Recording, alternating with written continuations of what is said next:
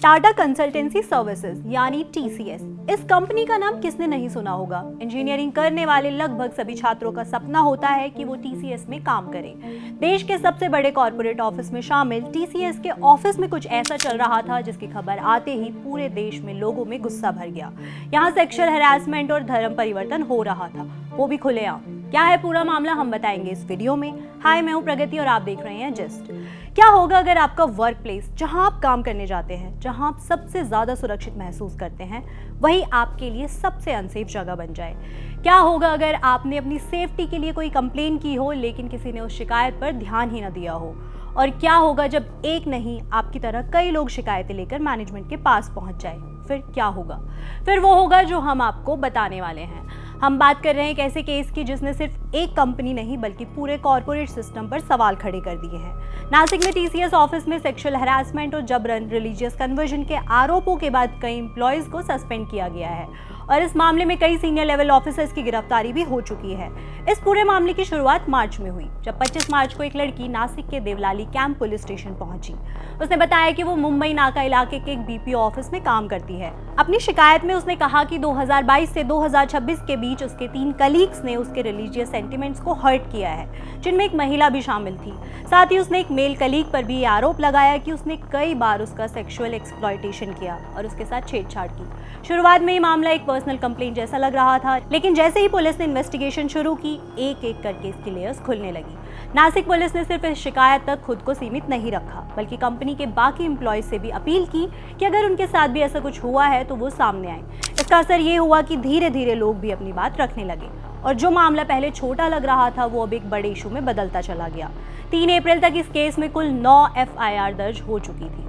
इनमें से 8 शिकायतें महिला कर्मचारियों की थी, जिन्होंने सेक्सुअल हैरेसमेंट और धर्म से जुड़ी आपत्तिजनक कमेंट्स के आरोप लगाए। वहीं एक कंप्लेन एक मेल एम्प्लॉय की तरफ से भी आई, जिसमें उसने कहा कि उसके रिलीजियस सेंटिमेंट्स को हर्ट किया गया। यानी इस मामले में कई विक्टिम्स और कई एक्यूज के एक साथ आने से ये एक बड़ा मामला बनकर सामने आने लगा।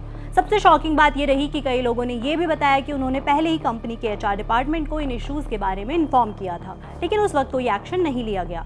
अगर ये बात सही साबित होती है तो ये सिर्फ इंडिविजुअल मिसकंडक्ट का मामला नहीं, बल्कि कंपनी के इंटरनल सिस्टम और अकाउंटेबिलिटी पर भी बड़े सवाल खड़े करता है। जैसे जैसे ये मामला बढ़ता गया, टीसीएस पर भी दबाव बढ़ने लगा। 12 अप्रैल को कंपनी ने हिंदुस्तान टाइम्स को बताया कि नासिक मामले से जुड़े कर्मचारियों को सस्पेंड कर दिया गया है। टीसीएस ने यह भी कहा कि वो हैरेसमेंट और किसी भी तरह की जबरदस्ती के खिलाफ जीरो टॉलरेंस पॉलिसी पर काम करती है और जैसे इस मामले की जानकारी मिली तुरंत कार्रवाई की गई। टीसीएस के स्पोक पर्सन ने यह भी कहा कि कंपनी अपने एम्प्लॉयज की सेफ्टी और वेलबींग को प्रायोरिटी देती है। उन्होंने साफ किया कि कंपनी इस मामले में स्थानीय पुलिस और लोकल लॉ इन्फोर्समेंट एजेंसीज के साथ पूरी तरह कोऑपरेट कर रही है और इन्वेस्टिगेशन पूरी होने के बाद जो भी सच सामने आएगा उसी के आधार पर आगे एक्शन लिया जाएगा। पुलिस ने इस मामले में जिन लोगों को अभी तक गिरफ्तार किया है उनमें आसिफ अंसारी, शफी शेख, शाहरुख कुरैशी, रजा मेमन, तौसिफ अत्तर और दानिश शेख है। इनके साथ एक महिला को भी गिरफ्तार किया गया है, जिसकी पहचान फिलहाल सार्वजनिक नहीं की गई है। इन 7 आरोपियों में से 6 को मजिस्ट्रेट कस्टडी में भेज दिया गया है, जबकि एक आरोपी अभी फरार बताया जा रहा है। इसके अलावा इस मामले में एक और बड़ा नाम सामने आया है, नासिक ऑफिस की एचआर मैनेजर, जो फिलहाल जांच के दायरे में है और पुलिस रिमांड में है। जांच के दौरान ये सामने आया कि एचआर ने सेक्सुअल हैरेसमेंट की शिकायत पर समय रहते कोई कार्रवाई नहीं की। असिस्टेंट पब्लिक प्रोसिक्यूटर अनिकेत अवहाड के मुताबिक अगर उस समय शिकायत को गंभीरता से लिया जाता तो बाद में होने वाले कई अपराध रोके जा सकते थे। उन्होंने साफ कहा कि एचआर की इस लापरवाही ने ही आरोपियों का हौसला बढ़ाया और वो लगातार पीड़ितों का शोषण करते रहे।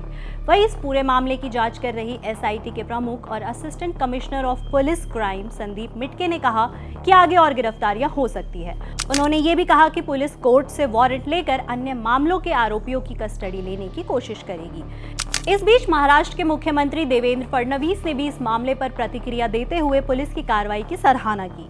उन्होंने कहा कि जिस तरह से एक आईटी कंपनी के अंदर दबाव बनाकर सेक्सुअल एक्सप्लॉयटेशन किया गया और धार्मिक भावनाओं को ठेस पहुंचाई गई, वो बेहद चौंकाने वाला है। फिलहाल एसआईटी इन सभी 9 मामलों की गहराई से जांच कर रही है। मीडिया रिपोर्ट्स में बताया जा रहा है कि नासिक में इस कंपनी में करीब 300 लोग काम करते हैं। और अब ये जांच ये तय करेगी कि ये मामला कुछ लोगों तक सीमित है या इसके पीछे और भी लोग हैं। इस पूरे मामले में एक बड़ा सवाल खड़ा हो गया है, क्या कंपनी ने पॉश एक्ट के नियमों का सही तरीके से पालन किया था या नहीं। इसी को लेकर जिला कलेक्टर आयुष प्रसाद ने जांच के आदेश दिए हैं। उन्होंने कहा है कि पुलिस और जिला स्तर की कमेटी मिलकर ये जांच करेगी कि क्या कंपनी ने पॉश एक्ट के तहत जरूरी कदम उठाए थे या नहीं, जैसे शिकायतों को सही तरीके से दर्ज करना और समय रहते एक्शन लेना। अधिकारियों के मुताबिक ये भी देखा जाएगा कि कंपनी में इंटरनल कंप्लेंट कमेटी यानी आईसीसी बनी हुई थी या नहीं, और अगर थी तो क्या वो ठीक से काम कर रही थी या सिर्फ कागजों तक सीमित थी। अब इसे समझने के लिए सबसे पहले ये जानना जरूरी है कि आखिर पॉश एक्ट होता क्या है।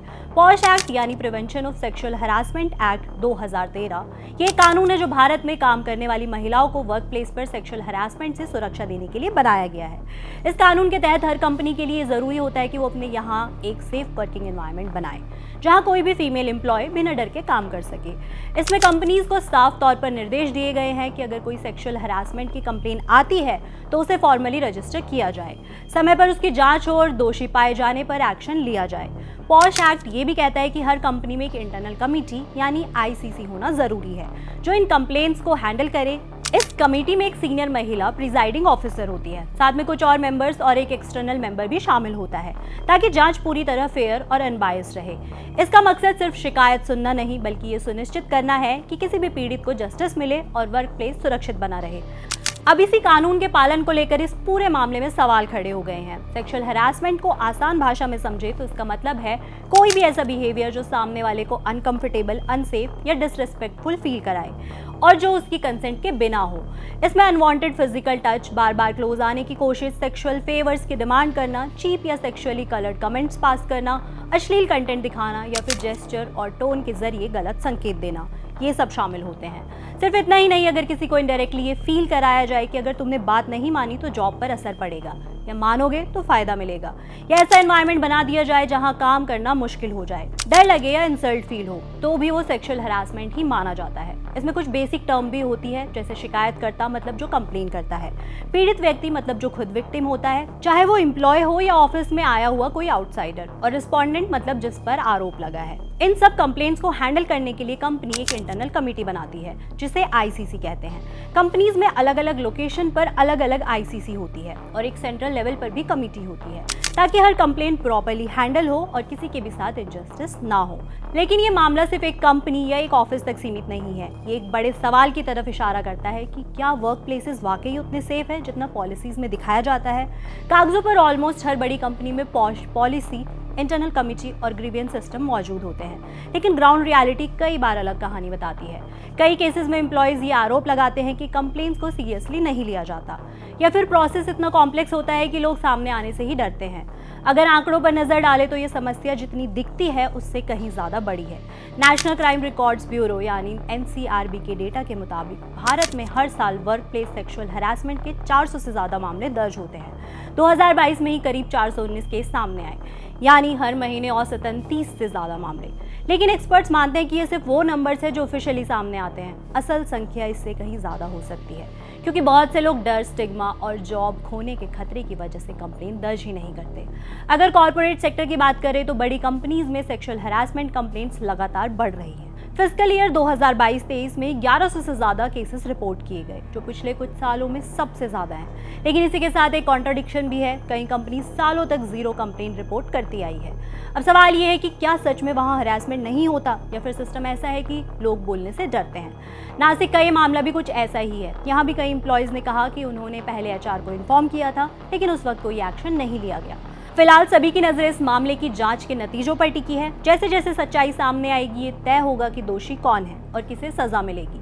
आपके वर्क प्लेस पर पॉश या सेक्सुअल हरासमेंट पॉलिसीज का कितनी सख्ती से पालन किया जाता है, हमें कमेंट बॉक्स में बताएं और देश दुनिया से जुड़ी हर बड़ी खबर के लिए देखते रहे जिस्ट।